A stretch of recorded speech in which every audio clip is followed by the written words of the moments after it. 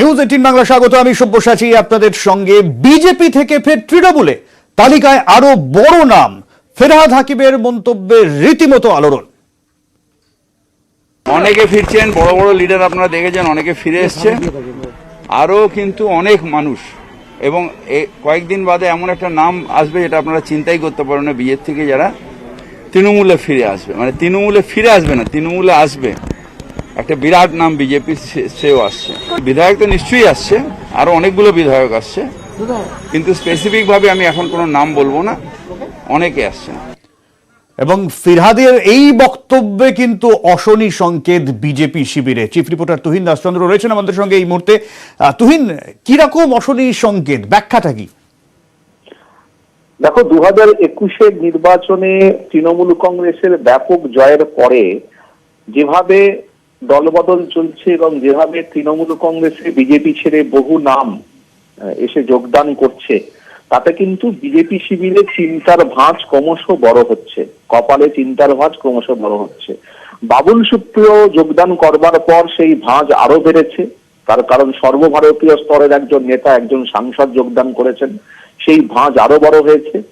এবং সেই জায়গা থেকে আজকের ফিরহাদের এই বক্তব্য যে আরো একজন বড় নাম বিজেপি ছেড়ে তৃণমূল কংগ্রেসে জয়েন করছেন, এবং যিনি তৃণমূল কংগ্রেস ছেড়ে বিজেপিতে গিয়েছিলেন তেমন নয়, একেবারে বিজেপি ছেড়ে বড় একজন নেতা তৃণমূল কংগ্রেসে জয়েন করছে, যোগদান করছে, এটা ফিরহাদ হাকিম আজকের বলেছেন।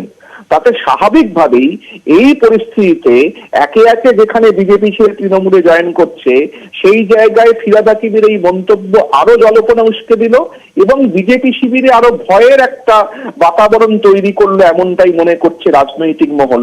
তার কারণ এই মন্তব্যের পরিপ্রেক্ষিতে বিজেপির নয়া রাজ্য সভাপতি সুকান্ত মজুমদার যে মন্তব্য করেছেন তা হলো, তিনি বলেছেন যে আমি যদি নীতি আদর্শ থাকে তাহলে বিজেপি ছেড়ে কেউ, দল ছেড়ে কেউ যাবেন না, এটা আমি বিশ্বাস করি।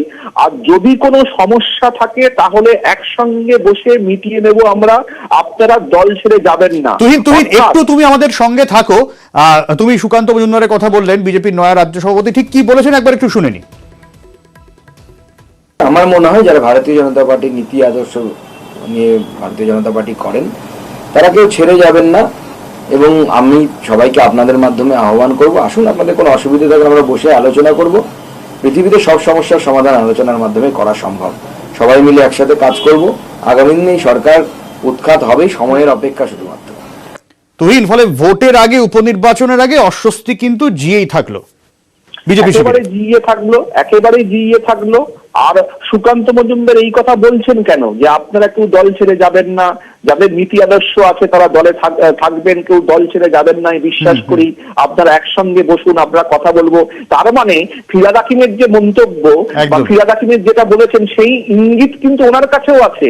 উনি বিজেপি রাজ্য সভাপতি, তার কাছেও কিন্তু খবর নিশ্চয়ই রয়েছে যে তৃণমূল কংগ্রেসে আরো কেউ যোগ দিতে পারেন, এবং সেই জায়গা থেকে, ভয়ের জায়গা থেকে অশনি সংকেত দেখছে বিজেপি, এমনটাই মন্তব্য করছে, এমনটাই মনে করছে রাজনৈতিক মহল। এবং সেই জায়গা থেকেই বিজেপির নয়া রাজ্য সভাপতি সুকান্ত মজুমদারের এই মন্তব্য। অনেক ধন্যবাদ তুহিন।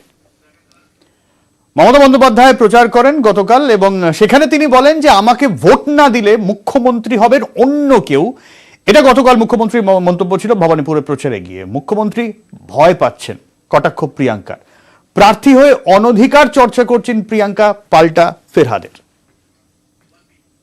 বৃষ্টি হলো ভাবলেন ও দিদি তো ऐसे जीत जाएगा, जाने का जरूरत नहीं है। দয়া করে এটা করবেন না। আপনার একটা ভোট না পেলে আমার ক্ষতি হয়ে যাবে। আপনার একটা ভোট না পেলে মনে রাখবেন আমাকে কিন্তু আপনারা পাবেন না। আমি যদি না জিততে পারি তাহলে কিন্তু মুখ্যমন্ত্রীটা অন্য কেউ হবে, আমি কিন্তু হতে পারবো না।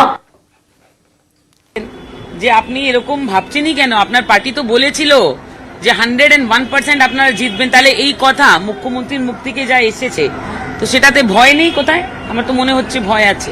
ডেমোক্রেসিতে ভাই, ওনার পার্টিতে বাদ বাকি যারা এমএলএ সিট জিতে এসেছেন, ফার্স্ট অ্যাটেম্পে জিতেছেন, সেকেন্ড অ্যাটেম্পে দরকার হয়নি, ওরকম 211 জন লোক আছে। তো তাদের মধ্যে একজনও নেই যে সিএম হওয়ার যোগ্যতা রাখে। কোম্পানিতে শুধু মুখ্যমন্ত্রী আর ওনার ভাইপোই দুজনই ওই চেয়ারে বসতে পারেন, বাদ বাকি সব চাকর। এটা আমাদের দলের ব্যাপার। অনধিকার চর্চা এটা কাউকে সাজা পায় না, বিশেষ করে প্রার্থী হয়ে সে মানুষের কাছে তার ডেভেলপমেন্টের ভোট চাইবে, তার কি পরিকল্পনা আছে কনস্টিটিউয়েন্সি তার ব্যাপারে বলবে। আমার দলে কে মুখ্যমন্ত্রী হবে আর কে প্রধানমন্ত্রী হবে সেটা একদম আমাদের দলের ভেতরের ব্যাপার। ভবানীপুরের ভবিতব্য মমতা বন্দ্যোপাধ্যায় ভবানীপুর থেকে জিতেই মুখ্যমন্ত্রীর কুর্সিতে থাকবেন। ভোট প্রচারে ভবানীপুর আবেগে শান মমতা বন্দ্যোপাধ্যায়ের। एक डेस्टिनी होता है, तकदीर का खेला है कि ममता बनर्जी अगर चीफ मिनिस्टर बने तो भवानीपुर से बने। এটাও তো হতে পারে, এটা ঈশ্বরের ইচ্ছে ছিল, আমার ভবানীপুরের মা বোনেদের ইচ্ছে ছিল, মা ভাই বোনেদের ইচ্ছে ছিল। এটাই হচ্ছে ডেস্টিনি যে মমতা ব্যানার্জি চিফ মিনিস্টার হোক ভবানীপুর কেন্দ্র থেকে, ওকে আমরা বাইরে যেতে দেব না। ভবানীপুর তাঁর হৃদয়ের কতটা কাছে উপনির্বাচনের প্রচারে সেটাই বারবার বোঝানোর চেষ্টা করলেন মুখ্যমন্ত্রী মমতা বন্দ্যোপাধ্যায়। আমি আপনাদের চিরকাল পাহারাদার, हम फिर आएंगे, हम मिलेंगे, हम जिएंगे तो आपका साथ ही जिएंगे, मरेंगे तो आपका साथ ही मरेंगे, मैं आप लोगों को साथ ही रहेंगे। ভবানীপুরেই তার বড় হয়ে ওঠা, তার রাজনীতির শুরু। বুধবারের ভোট প্রচারে তৃণমূল নেত্রীর গলায় আবেগ, নিজের মায়ের কথা। মা আমাকে বলতো, আমি যখন যাদবপুরে দাঁড়িয়েছিলাম, তুই একবার এখান থেকে দাঁড়া না রে। আমি বললাম কেন? বললো আমি তোকে একটা ভোট দিতে চাই, আমি আমার মেয়েকে একটা ভোট দেবো না? মার কথা শুনে তারপরে সেই আপনাদের মনে আছে হাজরাতে আমাকে পেটালো, তখন সিদ্ধান্ত নিল দল যে আমি দক্ষিণ কলকাতা থেকে দাঁড়াবো। অলওয়েজ আপনারা আমাকে সমর্থন করেছে। যদি আমাকে জিজ্ঞেস করেন তোমার তৃণমূল কংগ্রেসের জন্ম কোথায়, এটাই তো জন্মমাতা, জন্মস্থান। নন্দীগ্রামে ওনাকে দেখে ভোট দিয়েছিল, ওই জন্য আমি জিতেছি। এ ঠেলায় না পড়লে বিড়াল গাছে ওঠে না। আপনারা জানেন এই উপনির্বাচনের জন্য যদি কেউ দায়ী থাকে তার নাম হচ্ছে শুভেন্দু অধিকারী। नंदीग्राम में लड़ने के लिए कैसे हमको हराया, डर लगेगा कि क्या नहीं किया हमारा खिलाफ में। ভোটের প্রচারে বেরিয়ে তৃণমূল নেত্রী বলছেন এটাই হয়তো হওয়ার ছিল। ভবানীপুরের সঙ্গে বিধির বাঁধনেই তার যোগাযোগ। নিউজ 18 বাংলা। আর এই মুহূর্তে ত্রিপুরার দিকে নজর রাখতে হচ্ছে। আদালতে ধাক্কা, বিপ্লব দেব সরকারের খোয়াই কাণ্ডে আদালতে ধাক্কা খেতে হলো। আপাতত জিজ্ঞাসাবাদ করা যাবে না তৃণমূল নেতাদের, পুজো পর্যন্ত জিজ্ঞাসাবাদ তৃণমূল নেতাদের করা যাবে না, এমনটাই জানিয়ে দিল ত্রিপুরা হাইকোর্ট। কারণ আপনারা জানেন 21শে সেপ্টেম্বর খোয়াই থানায় তলব করা হয় কুণাল ঘোষকে। জিজ্ঞাসাবাদের পর কুণাল ঘোষ অসুস্থ হয়ে পড়েন। যদিও কুণাল ঘোষ জানান যে জিজ্ঞাসাবাদের পরে তার শরীর ভালো লাগছিল না এবং এটা নিয়ে একটু চাপানোতর শুরু হয়। বিভিন্নভাবে বিভিন্ন নেতাদের তলব করা হচ্ছে। এইভাবে কেন তলব করা হচ্ছে সেই জন্য হাইকোর্টের দ্বারস্থ হওয়া হয় এবং সেই জায়গা থেকেই আপাতত স্বস্তি তৃণমূল কংগ্রেসের। তৃণমূল নেতা বিশ্বজিৎ দেব রয়েছেন এই মুহূর্তে আমাদের সঙ্গে টেলিফোনে, তার প্রতিক্রিয়া নিতে যাবো। বিশ্বজিৎ বাবু, আমি আজকে মামলাটাতে ছিলাম, আমি গোড়া থেকেই প্রথম দিন থেকেই আমি মামলাটাতে আছি এবং আমরা যে অভিযোগটা করেছিলাম যে বারে বারে মিথ্যে অভিযোগে আমাদের দলের নেতাদের ডেকে পাঠানো হচ্ছে এবং সম্পূর্ণভাবে এই মামলাটা আমাদের নেতা অভিষেক বন্দ্যোপাধ্যায়ের বিরুদ্ধে এবং অন্যান্য নেতৃবৃন্দের বিরুদ্ধে মিথ্যাভাবে সাজানো হয়েছে। তো গত 2রা সেপ্টেম্বর এই মামলাটা যখন উঠলো তখন অ্যাডভোকেট জেনারেল একটা স্টেটমেন্ট করেছিল যে এই মামলার তদন্ত শেষ হয়ে গেছে, কিন্তু তার পরবর্তীকালে দেখা গেল যে কুণাল ঘোষ সহ আরো বিভিন্ন নেতৃবৃন্দকে নোটিশ পাঠানো হচ্ছে এই মামলাতে। এর মানে অ্যাডভোকেট জেনারেল সত্যি কথাটা আদালতের সামনে তুলে ধরেননি, সেটাই বোঝা যাচ্ছে। আমরা সেই কথাটা আজকে আদালতের কাছে বলেছি। আদালত সেই কথার পরিপ্রেক্ষিতে যে নোটিশগুলো পাঠানো হয়েছিল সেই নোটিশগুলো দেখতে চেয়েছিলেন এবং আমরা আজকে সেই নোটিশগুলো দেখিয়েছি। সেই নোটিশ দেখার পর আদালত বলেছেন যে এইভাবে আর নোটিশ পাঠিয়ে ইনভেস্টিগেশনের জন্য কাউকে ডেকে পাঠানো যাবে না এবং এই মামলাটা পুজোর পর রাখা হয়েছে, তখন এই মামলাটা শোনা হবে। বেশ, অনেক ধন্যবাদ বিশ্বজিৎ দেবশিরের আমাদের সঙ্গে এই মুহূর্তে। এবং সেই জায়গায় দাঁড়িয়ে তৃণমূলের অভিযোগ, মিথ্যে মামলা বারবার দেয়া হচ্ছে এবং তৃণমূল কংগ্রেসকে হেনস্থার জন্য এই ঘটনা ঘটানো হচ্ছে, এমনটাই অভিযোগ। এবং সেই জায়গায় অভিষেক বন্দ্যোপাধ্যায়ের সফর, ত্রিপুরা সফর এখনো থমকে আছে। তার আগেই কুণাল ঘোষকে হাজিরার নোটিশ দেয় খোয়াই থানার পুলিশ।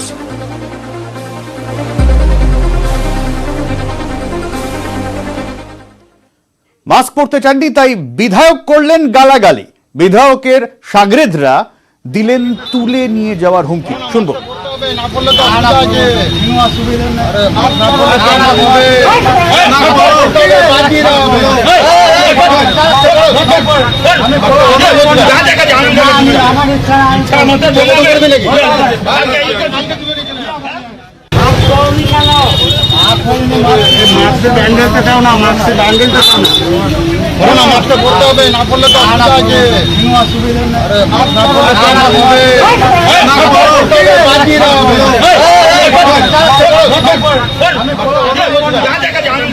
সৈকত রয়েছেন আমাদের সঙ্গে এই মুহূর্তে টেলিফোনে। সৈকত, অভিযোগটা কি? আমরা ছবি দেখলাম, সেটা তো জানবো। আর এই বৃদ্ধ মাস্ক পরতে চাইছিলেন না বাই কেন?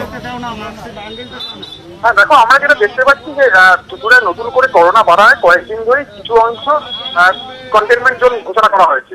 সেখানেই কিন্তু বিধায়ক আইনের কোনো তোয়াক্কা না করে গতকালও তিনি 5 নম্বর ওয়ার্ডে প্রচুর লোকজন এবং শঙ্খপাঙ্গ নিয়ে সেখানে রীতিমতো মিছিল করেন এবং মাস্ক বিলি করেন। আজকেও সেই একই ঘটনার পুনরাবৃত্তি হয়। হুগলি স্টেশন এলাকায় তিনি মাস্ক বিলি করছিলেন, সঙ্গে প্রচুর লোকজন ছিল, ভিড় করে করোনা বিধি না মেনে মাস্ক। কিন্তু সৈকত, ভিডিও তো দেখতে পাচ্ছি ওই বৃদ্ধ বলছেন আমি মাস্ক পরবো না। হ্যাঁ, সেখানেই এই বৃদ্ধ তিনি নিজেও কিন্তু আইন ভেঙেছেন, খুব অপরাধী তিনি করেছেন, তিনি মাস্ক পরতে চাননি। কিন্তু সেখানেই কিন্তু বিধায়ক আইন রীতিমতো নিজের হাতে তুলে নিলেন এবং রীতিমতো সৈকত, বিধায়ক জোর জবরদস্তি করেছেন, সেটা যেমন ঠিক নয়, উনি মাস্ক পরতে চাননি সেটাও অন্যায়। অনেক ধন্যবাদ সৈকত।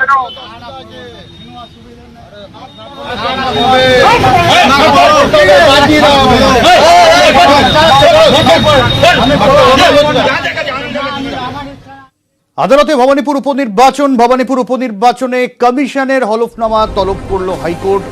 অর্ণব রয়েছেন আমাদের সঙ্গে, অর্ণব আরো তথ্য দেবে। অর্ণব, দেখো, কালকের মধ্যে নির্বাচন কমিশনকে ভবানীপুর উপনির্বাচন নিয়ে হলফনামা দেওয়ার নির্দেশ দেওয়া হয়েছে এবং কেন হলফনামা তার নির্দিষ্ট জায়গা নির্দিষ্ট করে দিয়েছেন ভারপ্রাপ্ত প্রধান বিচারপতি। এবং সেখানে বলা হয়েছে ভবানীপুর উপনির্বাচন নিয়ে যে প্রেস বিবৃতি জারি করে নির্বাচন কমিশন, তার 6 এবং 7 নম্বর প্যারাগ্রাফে সাংবিধানিক সংকটের কথা লেখা আছে। এই সাংবিধানিক সংকট শব্দবন্ধটা এলো কিভাবে? কমিশনের আদালতে উত্তর ছিল এই শব্দবন্ধ তারা ব্যবহার করেনি, অর্থাৎ ভবানীপুরে উপনির্বাচন না হলে 6 মাসের মধ্যে সেখানে সাংবিধানিক সংকট তৈরি হওয়ার মধ্যে পরিস্থিতি তৈরি হবে, এমনটা লেখা নয় কমিশনে। তাহলে কার লেখা? এই জায়গাতেই কিছুটা ফাম্বল করতে দেখা যায় নির্বাচন কমিশনের আইনজীবীকে এবং তিনি জানান এই বিষয়ে তাকে স্পষ্ট ইনস্ট্রাকশন নিতে হবে, অর্থাৎ অবস্থান জানতে হবে। এবং এই সাংবিধানিক সংকট তৈরি হবে ভবানীপুরের উপনির্বাচন না হলে এই জায়গাটাতে, অর্থাৎ 6 এবং 7 নম্বর প্যারাগ্রাফ নিয়ে নির্বাচন কমিশনকে নির্দিষ্টভাবে হলফনামা দেওয়ার নির্দেশ দেওয়া হলো। এবং একই সঙ্গে এটাও জানানো হলো যে প্রেস বিবৃতি এলো, সেই প্রেস বিবৃতির শুরু থেকে শেষ পুরো বিষয়টা যাতে ডিসক্লোজ হয়, অর্থাৎ সেটা সামনে আসে আদালতে। এবং কালকে এই হলফনামা পাওয়ার পর এই বিষয়, অর্থাৎ ভবানীপুরের উপনির্বাচন, সেই উপনির্বাচন নিয়ে মামলার পরবর্তী শুনানি হবে। একটা বিষয় স্পষ্ট, জনস্বার্থ মামলাকারী তিনিও চাইছেন নির্বাচন বন্ধ না করা, অর্থাৎ তিনি বলছেন নির্বাচন বন্ধ করার আবেদন তারা জনস্বার্থ মামলা তারা করছেন না। তারা বলছেন একটা ভুল ধারণার বশবর্তী হয়ে নির্বাচন কমিশন এই উপনির্বাচন ঘোষণার সিদ্ধান্ত নিয়েছে। এই ভুল ধারণার বশবর্তী হয়েছে কিনা কমিশন, তাই এই হলফনামা নিয়ে, অর্থাৎ এই হলফনামায় আদতে রাজ্যের মুখ্য সচিব এই কথা লিখলেন, যেটাও কমিশন স্পষ্ট করে বলতে পারছে না। সেই সংক্রান্ত বিষয়ে হলফনামার আকারে পাওয়ার পরই হয়তো এই বিষয়ে আরো স্পষ্ট পর্যবেক্ষণ কলকাতা হাইকোর্ট। অনেক ধন্যবাদ। অবশেষে পেগাসাসে কমিটি করছে সুপ্রিম কোর্ট। তদন্তের জন্যই মূলত এই কমিটি গঠন করা হবে বলে জানানো হয়েছে সুপ্রিম কোর্টের তরফে। রাজীব রয়েছেন আমাদের সঙ্গে এই মুহূর্তে টেলিফোনে। রাজীব, তাহলে কেন্দ্রের গড়িমসির জেরেই কমিটি গড়তে এক কথায় বাধ্য হলো সুপ্রিম কোর্ট? দেখো, এরকম তো তুমি বলতে পারো। আমরা জানি যে পেগাসাস মামলা সুপ্রিম কোর্টে চলছে এবং এটি ভীষণই একটা স্পর্শকাতর বিষয় নিয়ে মামলা। তার কারণ এখানে সাংবাদিক, রাজনৈতিক নেতা এবং কি বিচারপতিদের টেলিফোনে আড়ি পাতার বিষয় জড়িয়ে রয়েছে এই মামলায়। আজকে সেই মামলার শুনানি চলছিল এবং সুপ্রিম কোর্টের প্রধান বিচারপতি এনভি রামানার বেঞ্চে শুনানি চলছিল। এনভি রামানা বলেছেন যে সুপ্রিম কোর্ট তদন্তের জন্য একটি তদন্ত কমিটি গঠন একটি কমিটি গঠন করবে যে এই বিষয়টা কি হয়েছে জানার জন্য, এবং আগামী সপ্তাহেই সেই কমিটির গড়ার জন্য নির্দেশ দেবে, অন্তর্বর্তী নির্দেশ দেওয়া হবে বলে জানিয়ে দেওয়া হয়েছে। এবং এই সুপ্রিম কোর্ট এও বলেছে যে কেন্দ্রীয় সরকার আগে বলেছিল বিশেষজ্ঞ কমিটি, সেই কমিটিতে যারা সদস্য থাকবেন তাদের কেউ ব্যক্তিগত কারণ দেখিয়ে কমিটিতে থাকতে রাজি হচ্ছেন না, এবং এই জন্যই পেগাসাস মামলায় বিলম্ব হচ্ছে, যেটা কাম্য নয়। এই কারণেই সুপ্রিম কোর্ট চাইছে যে বিষয়ে একটি বিশেষজ্ঞ কমিটি গঠন করতে। অনেক ধন্যবাদ রাজীব।